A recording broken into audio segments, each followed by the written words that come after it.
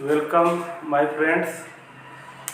चलिए आज हम लोग क्लास 12 का जो फिजिक्स में यूनिट 2 जो हमारा चैप्टर है जिसका नाम करंट इलेक्ट्रिसिटी है, इसके बारे में जानेंगे। यूनिट 2 इसका नाम क्या है? Current electricity. Current electricity. देखिए यूनिट 1 में आप लोगों ने जो हमारा यूनिट 1 है इसमें आपने इलेक्ट्रोस्टैटिक्स के बारे में पढ़ा। इलेक्ट्रोस्टैटिक्स दो चीज से मिलकर बना हुआ है। एक हमारा जो है हम लोग इसको क्या कहते हैं? इलेक्ट्रो प्लस ये स्टैटिक्स। इलेक्ट्रो का मतलब होता है इलेक्ट्रिक चार्ज और स्टैटिक्स का मतलब होता है रेस। अगर देखा जाए तो इलेक्ट्रिक चार्ज में हमारा क्या क्या आता है? चार्ज किसके पास है? एक हमारा चार्ज इलेक्ट्रॉन के पास है और दूसरा चार्ज हमारा किसके पास है? प्रोटॉन के पास है। तो जब भी कभी चार्ज का जिक्र आए, कहीं पे इलेक्ट्रिक चार्ज लिखा हुआ हो, तो हम लोग किसके बारे में जानेंगे? इलेक्ट्रॉन और प्रोटॉन के बारे में जानेंगे कि चार्ज में क्या होगा, या तो इलेक्ट्रॉन होगा या तो प्रोटॉन होगा। तो इलेक्ट्रोस्टैटिक्स, इलेक्ट्रो मतलब इलेक्ट्रिक चार्ज, स्टैटिक्स मतलब रेस्ट। फिजिक्स का मान लीजिए फिजिक्स एक पेड़ है, अगर देखा जाए तो इसका बहुत सारा ब्रांचेज होंगे। एक ब्रांच का नाम मान लीजिए इलेक्ट्रोस्टैटिक्स है, दूसरा ब्रांच का नाम मान लीजिए करंट इलेक्ट्रिसिटी है, तीसरा ब्रांच का नाम कुछ और है, चौथा ब्रांच का नाम कुछ और है। तो इलेक्ट्रोस्टैटिक्स फिजिक्स का एक ऐसा ब्रांच है जिसमें हम लोग वैसे इलेक्ट्रिक चार्ज के बारे में पढ़ते हैं जो चार्ज हमारा रेस्ट में रहता है। तो फिजिक्स का ऐसा ब्रांच जिसमें हम लोग रेस्ट वाले चार्ज के बारे में पढ़ते हैं, तो फिजिक्स के वैसे ब्रांच को इलेक्ट्रोस्टैटिक्स कहते हैं। अर्थात इलेक्ट्रोस्टैटिक्स जब तक आप लोग पढ़ें तब तक आप लोग यही पढ़ें कि चार्ज हमारा रेस्ट में है। कभी आपको देखने को ऐसा नहीं मिला कि चार्ज मोशन करते हुए यहाँ से यहाँ तक पहुँच गया। लेकिन ये हमारा जो यूनिट 2 जो है जिसका नाम करंट इलेक्ट्रिसिटी है, ये फिजिक्स का एक ऐसा ब्रांच है जिसमें हम लोग पढ़ते तो इलेक्ट्रिक चार्ज के बारे में ही है, लेकिन यहाँ पे चार्ज हमारा रेस्ट में नहीं बल्कि किसी में रहता है? मोशन में रहता है। तो फिजिक्स का एक ऐसा ब्रांच जिसमें हम लोग वैसे इलेक्ट्रिक चार्ज के बारे में पढ़ते हैं जो चार्ज हमारा मोशन में रहता है, गति में रहता है। तो फिजिक्स के ऐसे ब्रांच को हम लोग क्या कहते हैं? करंट इलेक्ट्रिसिटी कहते हैं। तो चलिए आज हम लोग करंट इलेक्ट्रिसिटी के बारे में जानेंगे। तो हम क्या कहेंगे कि द ब्रांच ऑफ फिजिक्स,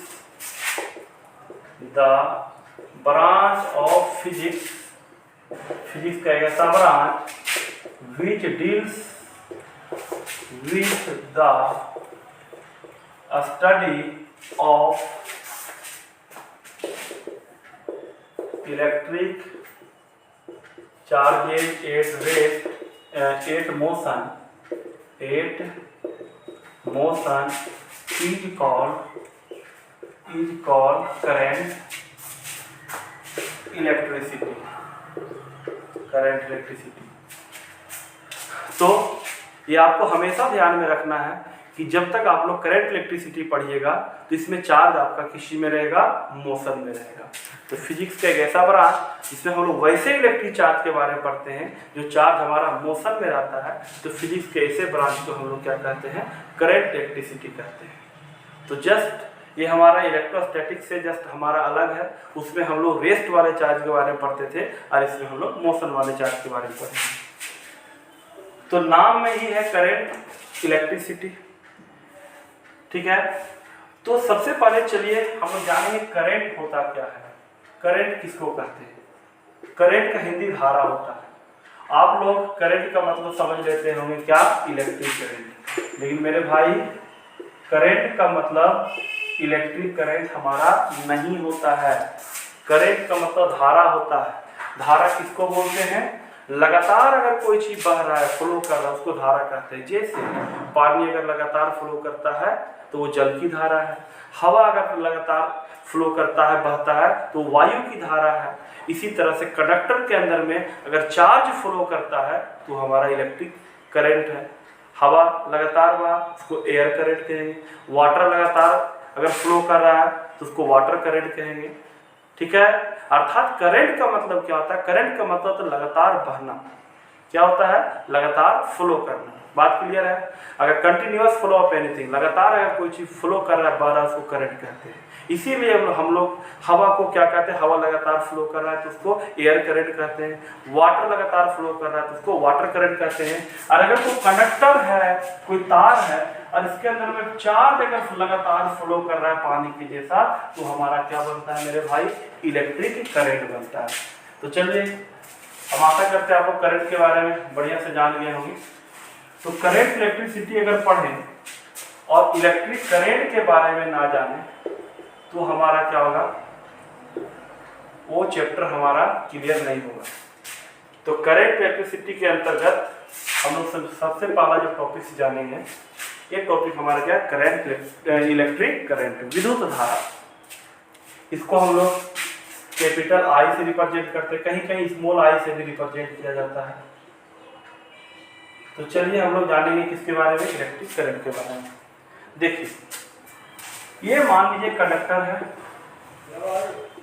और कोई भी कंडक्टर के पास बहुत सारे फ्री इलेक्ट्रॉन्स होते हैं। ठीक है, आप लोग जानते होंगे कंडक्टर्स के बारे में, इंसुलेटर्स के बारे में। चलिए हम आपको बढ़िया से बताते हैं। जो सॉलिड्स होते हैं तो उसको 3 भाग में बांट दिया गया है, आप लोग जानते होंगे। एक को हम लोग कंडक्टर्स कहते हैं, दूसरा को हम लोग सेमी कंडक्टर्स कहते हैं, और तीसरा को हम लोग इंसुलेटर्स कहते हैं। कंडक्टर्स हमारा क्या है? देखिए, जनरली जो हमारे मेटल्स होते हैं उसको धातु हम लोग कहते हैं हिंदी में। मेटल्स हमारे कंडक्टर का काम करते हैं, अर्थात ऐसा पदार्थ जिससे विद्युत धारा अर्थात इलेक्ट्रिक करंट आसानी से पास हो जाता है, उसको हम लोग क्या कहते हैं? कंडक्टर्स कहते हैं। लोहा हो गया, चांदी हो गया, सोना हो गया, कॉपर हो गया, एल्युमिनियम हो गया, इससे हमारा क्या होता है? इलेक्ट्रिक करंट आसानी से पास हो जाता है। तो जिस पदार्थ से इलेक्ट्रिक करंट आसानी से पास हो जाए उसको हम लोग कंडक्टर्स कहते हैं। और कंडक्टर्स की खासियत ये होती है कि कंडक्टर्स के पास बहुत सारे फ्री इलेक्ट्रॉन्स होते हैं, और अगर किसी कंडक्टर से इलेक्ट्रिक करंट पास हो रहा है, इसका मतलब उसका फ्री इलेक्ट्रॉन क्या कर रहा है? पानी के जैसा फ्लो कर रहा है, कंडक्टर के अंदर में मोशन कर रहा है। बात क्लियर है? तो कंडक्टर्स क्या होते हैं? ऐसे पदार्थ जिससे इलेक्ट्रिक करंट आसानी से पास हो जाए, उसको हम लोग क्या कहते हैं मेरे भाई? कंडक्टर्स कहते हैं। और जनरली कंडक्टर्स में क्या आते हैं? मेटल्स आते हैं। हाँ, बहुत सारे चीज हैं जो मेटल नहीं होते हुए भी उसमें करंट पास होते हैं। जैसे ये हमारा जो ग्रेफाइट है, ग्रेफाइट ये हमारा नॉन मेटल है, यह धातु है, लेकिन इससे भी इलेक्ट्रिक करंट आसानी से पास हो जाता है, बढ़िया पास हो जाता है। तो ये उसको हम लोग क्या बोलते हैं? एक्सेप्शन बोलते हैं, अपवाद बोलते हैं कि अधातु होते हुए भी, नॉन मेटल होते हुए भी इससे अगर इलेक्ट्रिक करंट पास हो जाए तो ये हमारा अपवाद हो गया। तो जनरली हमारा इलेक्ट्रिक करंट किससे पास होते हैं? मेटल्स से पास होते हैं। बात क्लियर है? तो ऐसे मटेरियल, ऐसे पदार्थ जिससे इलेक्ट्रिक करंट आसानी से पास हो जाए, वैसे पदार्थ को हम कंडक्टर्स कहते हैं। दूसरा हमारा आ जाता है इंसुलेटर। क्या आता है? इंसुलेटर्स। इंसुलेटर्स ऐसे पदार्थ होते हैं, ऐसे मटेरियल होते हैं जिससे इलेक्ट्रिक करंट तो पास नहीं करता है, लेकिन इलेक्ट्रिक फील्ड लाइंस पास हो जाते हैं। उसी के आधार पर इंसुलेटर्स को 2 भाग में फिर से बांटा गया है। शायद आप लोगों को ये चीज मालूम हो या ना, लेकिन इंसुलेटर्स को 2 कैटेगरी में फिर से ये बांट दिया गया है। तो वो हमारा आ जाता है, एक हमारा आ जाता है नॉन कंडक्टर, और एक होता है डाइलेक्ट्रिक्स। और ये डाइलेक्ट्रिक्स जो है, ये भी फिर से इसको 2 भाग में बांटा गया है।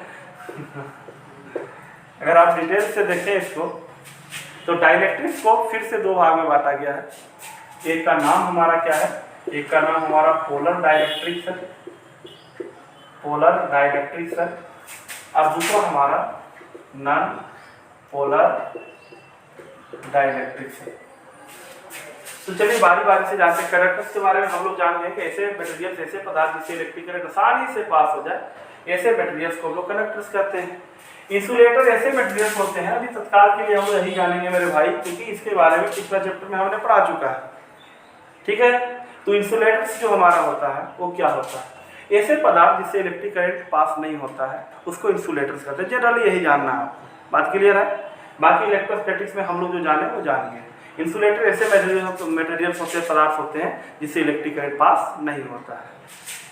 सेमी कंडक्टर्स क्या होता है, नाम में ही है पावर सेमी कंडक्टर। सेमी मतलब आधा, कंडक्टर कंडक्टर तो है लेकिन आधा है, मतलब इलेक्ट्रिक करंट तो पास होगा लेकिन बहुत कम पास होगा। बात क्लियर है। तो ऐसे पदार्थ जिसका कनेक्टिविटी इंसुलेटर और कंडक्टर के बीच में होता है, इसका मतलब क्या हुआ कि सेमी कंडक्टर का कनेक्टिविटी कंडक्टर से बहुत कम होता है और इंसुलेटर से ज्यादा होता है। बहुत ज्यादा तो नहीं कह सकते हैं लेकिन इंसुलेटर से ज्यादा होता है। दैट मींस इसमें इलेक्ट्रिक करंट तो पास होता है लेकिन थोड़ा थोड़ा पास होता है, और यही इसका खासियत है सेमीकंडक्टर का, यही इसका गुणवत्ता है। इसमें आवश्यकता के अनुसार इसमें हम लोग इलेक्ट्रिक करंट को पास करवा सकते हैं। अब आप बोलोगे कि सर इसमें करंट तो बहुत कम पास होता है, तो आवश्यकता के अनुसार आप इसमें करंट कैसे पास करवाइएगा। तो इसमें डोपिंग किया जाता है, मिलावट किया जाता है। तो मिलावट जिसके अनुसार होगा उसी के अनुसार इसमें इलेक्ट्रिक करंट पास करवाया जाएगा। और यही कारण है कि सेमी कंडक्टर का प्रयोग करके हम लोग इलेक्ट्रॉनिक डिवाइसेस बनाते हैं, जैसे डायोड हो गया, ट्रांजिस्टर हो गया, एलईडी हो गया, मोबाइल का जितना भी सारा इंस्ट्रूमेंट होता है मैक्सिमम हमारा सेमी कंडक्टर से मिलके बना होता है, इसी से बनाया जाता है। जिस देश के पास सेमी कंडक्टर जितना ज़्यादा होगा वो देश उतना धनवान माना जाता है, उतना अमीर माना जाता है। तो सेमी कंडक्टर्स जो हमारा है ये बहुत यूजफुल है और इसी का प्रयोग करके हमारा इलेक्ट्रॉनिक डिवाइस, इलेक्ट्रिकल अलग चीज होता है, इलेक्ट्रॉनिक अलग चीज होता है।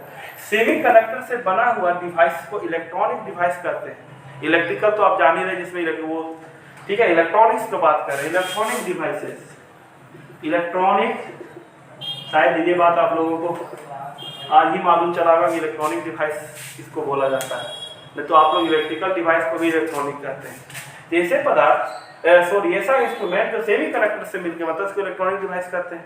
खैर इसका भी हम लोगों को आवश्यकता नहीं है, ये हटा दिया जाए।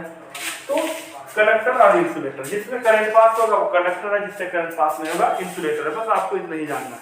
इंसुलेटर का एग्जांपल क्या है, रबर हो गया, सूखा हुआ लकड़ी हो गया, प्योर वाटर से भी करंट पास नहीं करता है, पत्थर हो गया, ये हमारा इंसुलेटर हो गया भाई।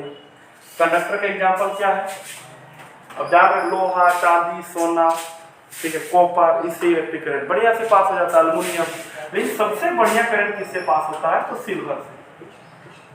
सिल्वर को सुपर कंडक्टर माना जाता है, बेस्ट कंडक्टर माना जाता है इलेक्ट्रिसिटी का, साथ में हीट का भी माना जाता है।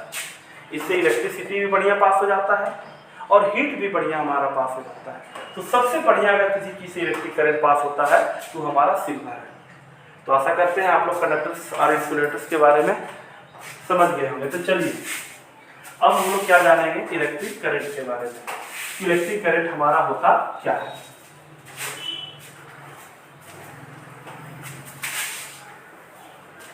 इलेक्ट्रिक करंट, विद्युत धारा,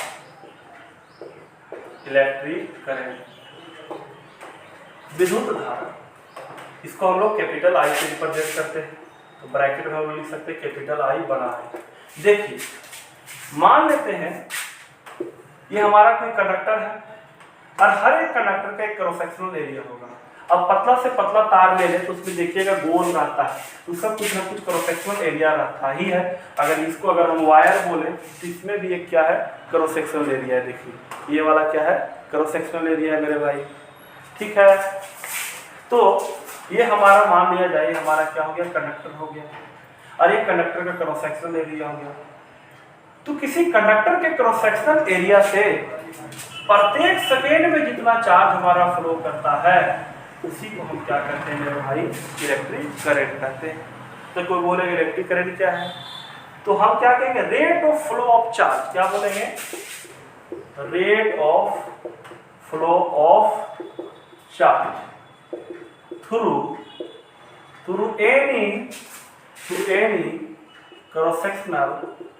through any cross sectional area of a conductor is called electric current। Electric विद्युत धारा। किसी कंडक्टर के क्रॉस सेक्शनल एरिया से प्रत्येक सेकेंड में जितना चार्ज फ्लो करेगा वही हमारा क्या होगा मेरे भाई, इलेक्ट्रिक करंट होगा। कोई दिक्कत? क्लियर हो गया? अगर मान लीजिए ये हमारा क्रॉस सेक्शनल एरिया है, तो इस क्रॉस सेक्शनल एरिया से प्रत्येक सेकेंड के लिए ही हम रेट वर्ड का प्रयोग करते हैं। रेट का मतलब होता है पर सेकेंड मेरे भाई, हिंदी में इसको दर कहते हैं। जहां दर आ गया वहां पर सेकेंड आ गया। अर्थात कोई भी कंडक्टर, चाहे कंडक्टर पतला होगा जिसका क्रॉस सेक्शनल एरिया कम होगा, कंडक्टर मोटा होगा जिसका क्रॉस सेक्शनल एरिया ज्यादा होगा, कंडक्टर और मोटा होएगा तो क्रॉस सेक्शनल एरिया मेरा और ज्यादा होएगा। बात क्लियर है? तो किसी भी कंडक्टर के क्रॉस सेक्शनल एरिया से जिस रेट से चार्ज फ्लो करेगा, अर्थात प्रत्येक सेकेंड में जितना चार्ज फ्लो करेगा, उसी को हम क्या कहेंगे, इलेक्ट्रिक करंट कहेंगे। तो ये हमारा इलेक्ट्रिक करंट का फॉर्मूला आ गया। ठीक है, बात क्लियर है? अब यहाँ से हम लोग क्या कर सकते हैं, करंट का एसआई यूनिट निकाल सकते हैं। तो चलिए, चार्ज का क्या होता है, कूलम, टाइम का सेकेंड, ऊपर जाएगा कूलम पर सेकेंड, और इसी को हम लोग क्या कहते हैं, एम्पियर कहते हैं। कौन पियर? एम्पियर। ठीक है, एम्पियर हमारा एसआई यूनिट हो गया इलेक्ट्रिक करंट का। मेरे भाई एक चीज आप याद रखिएगा, जब भी आप एम्पियर नाम के रूप में लिखे तो कैपिटल ए से लिखें, और जब भी एम्पियर को यूनिट के रूप में लिखें तो छोटा ए से लिखें, संकेत सिंबल आप बड़ा ही लिखें। बात क्लियर है? बहुत सारे ज्ञानी व्यक्ति भी महारथी फिजिक्स के हैं, वो बहुत मिस्टेक करते हैं। ठीक है, तो चलिए, इसका एसआई यूनिट हो गया। अब इसका डायमेंशनल फॉर्मूला देखा जाए इलेक्ट्रिक करंट का, तो क्या हमारा होगा, तो इलेक्ट्रिक करंट का डायमेंशनल फॉर्मूला को ए ही बोला जाता है। बहुत सारे किताब में कहीं कहीं आई भी देखने को मिलता है। 99% केस में इसका डायमेंशनल फॉर्मूला को ए बोला जाता है। बात क्लियर है? तो आपने इलेक्ट्रिक करंट के बारे में जाना, क्या जाना कि किसी भी कंडक्टर के क्रॉस सेक्शनल एरिया से प्रत्येक सेकेंड में जो चार्ज फ्लो करेगा वो हमारा क्या कहलाएगा, इलेक्ट्रिक करंट। आप ये सब भी बोल सकते हैं डिफिनेशन में। मैथमेटिकली अगर देखा जाए तो इलेक्ट्रिक करंट क्या है, इलेक्ट्रिक चार्ज और टाइम का रेशियो के बराबर हमारा क्या है, इलेक्ट्रिक करंट। तो चलिए अब आगे हम लोग देखते हैं इसमें। तो हमने अभी इलेक्ट्रिक करंट के बारे में जाना, इलेक्ट्रिक करंट हमारा होता क्या है। अब हमारे पास एक फॉर्मूला आ गया, I बराबर Q बाई में T। ये हमारा क्रॉस सेक्शनल एरिया हो गया, कोई कंडक्टर हो गया। सपोज किया जाए कि इस क्रॉस सेक्शनल एरिया से 1 कूलम का चार्ज फ्लो कर रहा है और इसको फ्लो करने में 1 सेकेंड लग रहा है। कितना सेकेंड लग रहा है, 1 सेकेंड। तो चलिए कैलकुलेटर करते हैं। 1 कूलम 1 सेकेंड, ऊपर जाएगा 1 कूलम पर सेकेंड, अर्थात 1 एम्पियर। तो ये हमारा 1 एम्पियर आ गया। ठीक है, 1 एम्पियर को अगर डिफाइन करना हो, कोई बोलेगा डिफाइन 1 एम्पियर ऑफ करंट। अगर आपसे कोई क्वेश्चन पूछे, क्या पूछे कि डिफाइन 1 एम्पियर ऑफ करंट, या तो बोलेगा और unit current, unit current, unit current. अगर आपसे कोई पूछे कि आप 1 एम्पियर करंट को डिफाइन कीजिए या तो यूनिट करंट को डिफाइन कीजिए, तब क्या बोलिएगा आप? यहीं से इसका आंसर चालू कीजिएगा। वी है, हम लोगों के पास है, रहे या ना रहे भाई, लिखने में कोई कमी नहीं करना है कि नहीं। चलो, I बराबर Q बाई टी है कि नहीं। एंड इफ यदि चार्ज जो फ्लो कर रहा है इसका क्रॉस सेक्शनल एरिया से, उसको हमने 1 कूलम माना। ठीक है, इन टाइम को हमने कितना माना, 1 सेकेंड माना। तो चलिए, therefore I is equal to 1 coulomb बटा 1 second, N is equal to कितना एम्पियर, 1 एम्पियर। तो हम कह सकते हैं कि अगर किसी कंडक्टर के क्रॉस सेक्शनल एरिया से 1 कूलम का चार्ज 1 सेकेंड में फ्लो करता है, इस दरमियान इलेक्ट्रिसिटी जो पैदा होता है कंडक्टर में, वो हमारा कितना होता है मेरे भाई, 1 एम्पियर का हो जाता है। बात क्लियर है? अगर किसी कंडक्टर के क्रॉस सेक्शनल एरिया से 1 कूलम का चार्ज अगर 1 सेकेंड के लिए फ्लो करता है, तो इस दरमियान जो विद्युत धारा इसमें उत्पन्न होता है, इलेक्ट्रिक करंट उत्पन्न होता है, तो मेरा कितना हो जाता है, 1 एम्पियर के इक्वल हो जाता है। बात क्लियर है? चलिए एक और हम लोग देखते हैं 1 कूलम 1 एम्पियर करंट का एक और डिफिनेशन हम लोग देखेंगे। तो चलिए हम क्या करेंगे, I बराबर Q बाई टी है। Q/T है, ठीक है। तो हम देखेंगे एक कूलम चार्ज में हमारा नंबर ऑफ इलेक्ट्रॉन कितना कैलकुलेट किया गया था, तो आप लोग जानते हैं 6.25 10 to the power -18 इलेक्ट्रॉन। ये क्या है, 1 कूलम चार्ज में हमारा 6.25 10 to the power 18 इलेक्ट्रॉन होता है, या फिर इसी को हम लोग बोलते हैं 625 × 10⁻16। एक कूलम चार्ज में हमारा इतने इलेक्ट्रॉन होते हैं। तो अगर किसी कंडक्टर से 1 कूलम का चार्ज फ्लो कर रहा है, इसका मतलब इसका क्रॉस सेक्शनल एरिया से प्रत्येक सेकेंड में मान लीजिए वो हमारा इतना इलेक्ट्रॉन पास कर रहा है। तो 1 एम्पियर जो हमारा इलेक्ट्रिक करंट है उसको एक और तरीका से डिफाइन किया जा सकता है कि अगर किसी कंडक्टर के क्रॉस सेक्शनल एरिया से अगर 1 सेकेंड में, अगर किसी के कंडक्टर के क्रॉस सेक्शनल एरिया से 1 सेकेंड में 6.25 × 10 to the power 18 इलेक्ट्रॉन पास करता है, तो इस दरमियान जो यहाँ करंट फ्लो होगा, करंट उत्पन्न होगा इस कंडक्टर में, सर जी 1 एम्पियर होगा। बात क्लियर है। तो आप तरह तरह से 1 एम्पियर करंट को डिफाइन कर सकते हैं। याद हुआ, अगर किसी कंडक्टर के क्रॉस सेक्शनल एरिया से 6.25 × 10 to the power 18 इलेक्ट्रॉन प्रत्येक सेकंड में फ्लो कर रहा है, तब कहेंगे कि कंडक्टर में इस टर्मिनल करंट जो पास हुआ अर्थात उत्पन्न हुआ वो मेरे कितना है मेरे भाई, 1 एम्पियर करंट है। तो आशा करते हैं आप लोग इलेक्ट्रिक करंट के बारे में जान गए होंगे। अब हम लोग देखते हैं इलेक्ट्रिक करंट का प्रकार कितना होता है। हाँ, एक और कंफ्यूजन कि सर इलेक्ट्रिक करंट कैसा है, क्या है हमारा, स्केलर है या वेक्टर है। तो चलिए ये डाउट भी आपका क्लियर हम कर ही देते हैं, इलेक्ट्रिक करंट हमारा क्या है। तो नेचर ऑफ इलेक्ट्रिक करंट, नटूरे मत बोलना मेरे भाई, नहीं तो फुटोरे खराब हो जाएगा। नेचर ऑफ इलेक्ट्रिक करंट, इसको नटूरे नहीं बोलना, नहीं तो ये आपका फुटोरे खराब हो जाएगा। खैर, अब देखो nature of electric current, electric current का नेचर क्या है। नेचर बोले तो प्रकृति क्या, लक्षण क्या है, कैसा है, तो उसके बारे में जानेंगे। तो चलिए जानते हैं नेचर ऑफ इलेक्ट्रिक करंट। देखो मेरे भाई, इलेक्ट्रिक करंट के पास मैग्नीट्यूड भी है एंड डायरेक्शन भी है। तो भैया इसके अनुसार से वेक्टर होना चाहिए, जी नहीं, ये वेक्टर नहीं है, ठीक है मेरे भाई। इलेक्ट्रिक करंट के पास मैग्नीट्यूड भी है, डायरेक्शन भी है, but law of vector addition का पालन नहीं करता है, वेक्टर का जोड़ने का नियम का पालन नहीं करता है। इलेक्ट्रिक करंट के पास मैग्नीट्यूड भी है, डायरेक्शन भी है, लेकिन वेक्टर का जोड़ने का नियम का पालन नहीं करता है, इसीलिए ये क्या वेक्टर नहीं है। तो फिर है क्या चीज, इलेक्ट्रिक करंट हमारा टेंसर फिजिकल क्वांटिटी है। कैसा फिजिकल क्वांटिटी है, टेंसर फिजिकल क्वांटिटी है। लेकिन ये भी आपका लेवल में नहीं है, ये आपका लेवल में है ही नहीं टेंसर फिजिकल क्वांटिटी। तो फिर क्या है, तो जबरदस्ती चलिए मना लेते हैं, इलेक्ट्रिक करंट हमारा जो है भाई ये स्केलर है, अर्थात स्केलर क्वांटिटी है।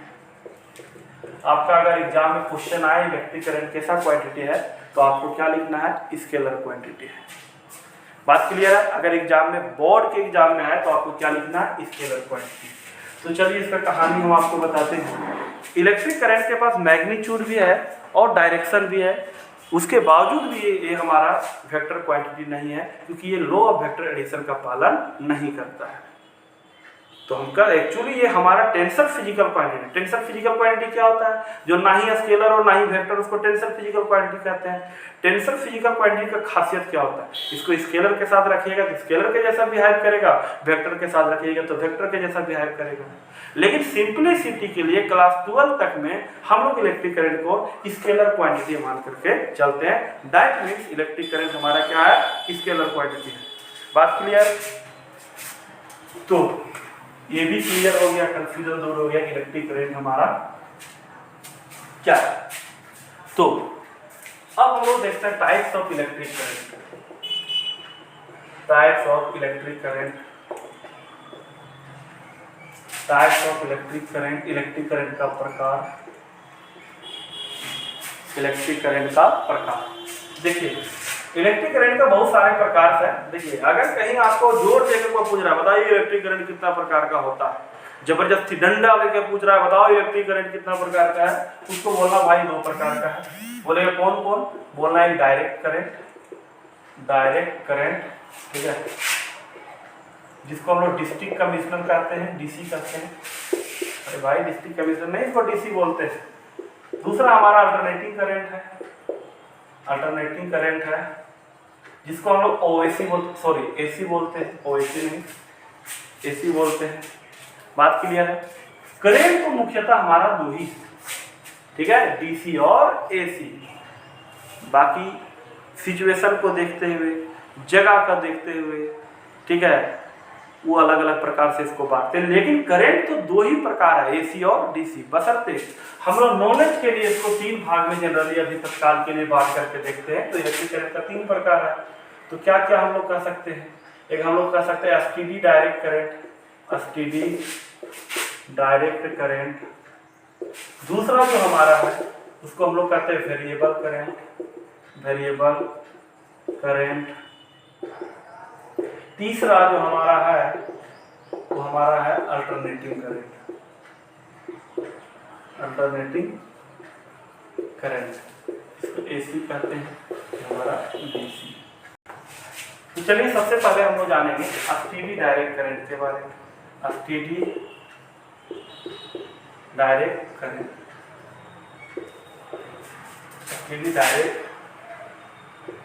करंट डीसी में होते हैं। चलिए एसटीडी डायरेक्ट करंट देखो मेरे भाई, वैसा इलेक्ट्रिक करंट जिसका मैग्नीट्यूड समय के साथ कभी चेंज नहीं करता। अगर 5 एम्पियर का आपने करंट भेज दिया तो शाम तक वो 5 ही एम्पियर करंट जाएगा जब तक आप पावर कट नहीं कर दीजिएगा। तो वैसा इलेक्ट्रिक करंट जिसका मैग्नीट्यूड समय के अनुसार चेंज नहीं करता है, वैसे इलेक्ट्रिक करंट को हम लोग क्या कहते हैं एसटीडी डायरेक्ट करंट अर्थात डीसी। बात क्लियर है। आपसे कोई भी बोलेगा डीसी क्या है, तब बोलिएगा कि वैसा इलेक्ट्रिक करंट जिसका मैग्नीट्यूड समय के अनुसार चेंज नहीं करता है, वैसे इलेक्ट्रिक करंट को हम लोग क्या कहते हैं, डीसी करंट कहते हैं, डायरेक्ट करंट कहते हैं। इसका ग्राफ देखा जाए, इसका ग्राफ क्या है, तो हम ये हमारा एक्स एक्सिस, ये वाई एक्सिस, अगर इस लाइन पे हम टाइम को रखें एक्स एक्सिस पे, और इस लाइन पे अगर करंट को रखें तो इसका फिक्स लाइन जाता है।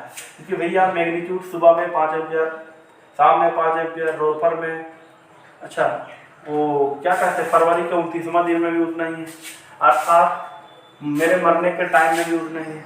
दैट ये चेंज नहीं किया मेरे भाई। मैं सिर्फ इतना ही आपको समझाना चाहता हूँ।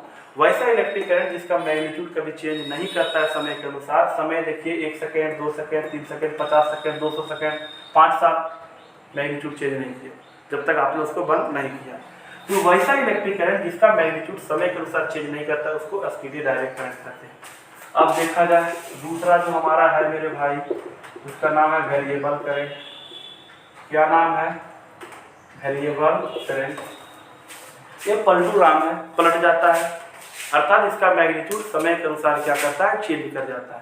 वैसा इलेक्ट्रिक करंट जिसका मैग्नीट्यूड समय के अनुसार चेंज कर जाए, वैसे इलेक्ट्रिक करंट को हम लोग क्या कहते हैं, वेरिएबल करंट कहते हैं।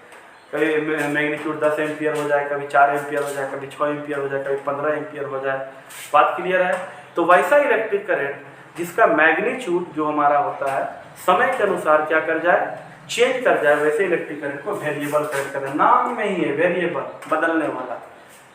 नेक्स्ट हमारा इसका ग्राफ अगर देखा जाए तो हम दिखा सकते हैं, ये हमारा वन एक्सिस हो गया, एक्स एक्सिस, ये हमारा वाई एक्सिस, ये हमारा क्या हो गया, टाइम हो गया,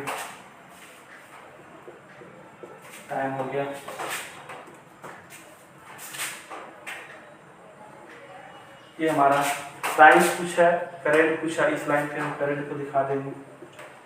टाइम कुछ है, करंट कुछ है। टाइम यहाँ तक गया, करंट यहाँ तक गया, टाइम यहाँ तक गया, करंट यहाँ तक गया। दैट मीन्स समय के अकॉर्डिंग यहाँ पे करंट का मैग्नीट्यूड मेरे भाई चेंज कर रहा है। ये हमारा कैसा करंट है, वेरिएबल करंट है। नेक्स्ट देखा जाए अल्टरनेटिंग करंट को, एसी।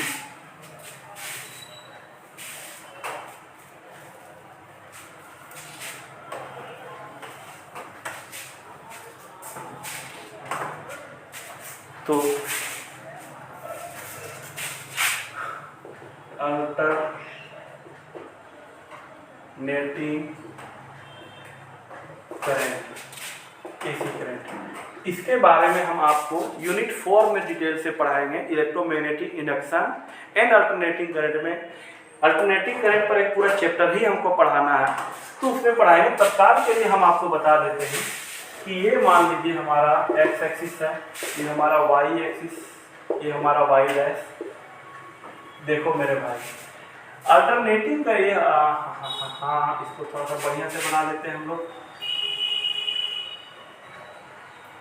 अगर अच्छा से ना बना हो तो आप लोग खुद अपना बना लीजिएगा।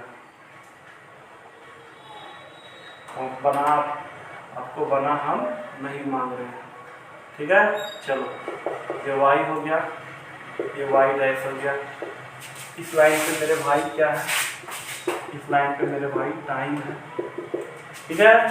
तो देखिए, करंट का मैग्नीट्यूड अगर देखा जाए, हाँ, टाइम यहाँ कुछ है, करंट कुछ है, टाइम कुछ है, करंट कुछ है। ये हमारे इस लाइन पे क्या है, करंट है, और इधर भी मेरा क्या है, करंट है। मेरे भाई समय के अनुसार करंट मेरा चेंज कर रहा है। वैसा इलेक्ट्रिक करंट जिसका मैग्नीट्यूड समय के अनुसार चेंज होता है और डायरेक्शन एक निश्चित समय के बाद रिवर्स हो जाता है, अर्थात हाफ साइकिल चला पॉजिटिव की तरफ और हाफ साइकिल चलता है नेगेटिव की तरफ। मैग्नीट्यूड तो समय के अकॉर्डिंग इसका चेंज कर रहा है, वैसा इलेक्ट्रिक करंट जिसका मैग्नीट्यूड समय के अनुसार चेंज कर जा रहा हो और डायरेक्शन एक निश्चित समय के बाद रिवर्स हो जा रहा हो, दैट ये हाफ साइकिल पॉजिटिव की तरफ चल रहा है, नेक्स्ट हाफ साइकिल नेगेटिव की तरफ, फिर अगला हाफ साइकिल पॉजिटिव की तरफ, अगला हाफ साइकिल नेगेटिव की तरफ।